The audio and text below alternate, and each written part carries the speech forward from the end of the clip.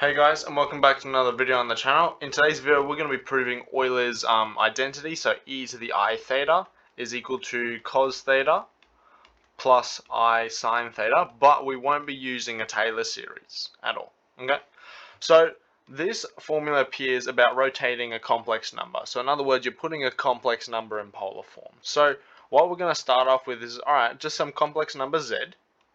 And we're going to call it, alright, just cos theta plus I sine theta. So it's just in polar form, and all you need is that angle to work out its coordinates, pretty much, respectively on an Argand diagram. So all we're going to do is differentiate both sides with respect to theta. So we'll have dz, d theta, differentiating the cos, that's going to turn to negative sine theta, plus I cos theta. Okay? Now all we're going to do is replace this negative with I squared, because negative 1 is the same as I squared, because I is the square root of negative 1. So if you square both sides, you're going to get negative 1. So all we can do is make that pretty much substitution and rewrite dz, d theta, is I squared sine theta plus I cos theta. Now all we're going to do is factor out an I pretty much. So dz on d theta is I of sine, oh, I forgot another I sine theta plus cos theta. Now remember, we define this as our complex number up here.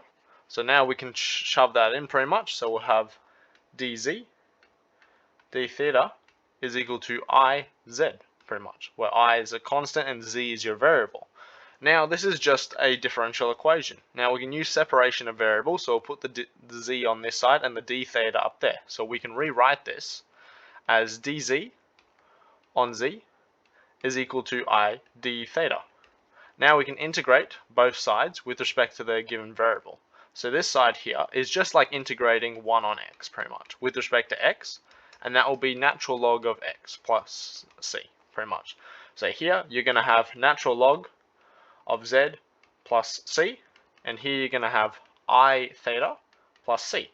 Now we can move both constants to one side, so we'll have natural log of z is equal to I theta plus c. Now this c is different to this one because we moved the other one across, so they're not the same c, but with this type of algebra it doesn't really matter because it's still going to be some constant anyway.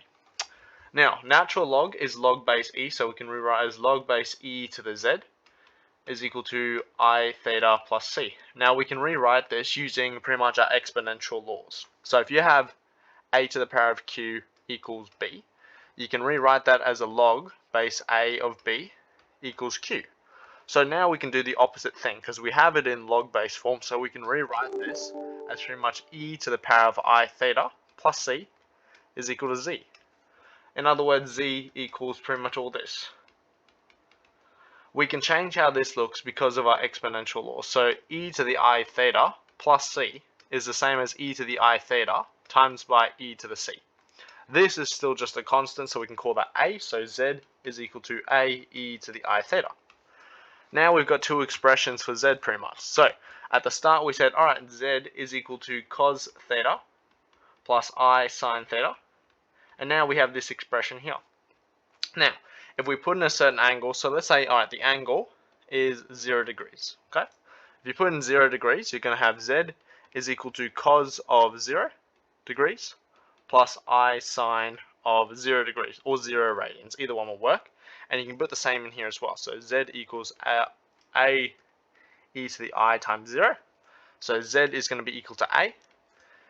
This is going to be 1, and this is going to be 0. So z equals 1. So if z is equal to 1, but z is also equal to a, that means a must be 1.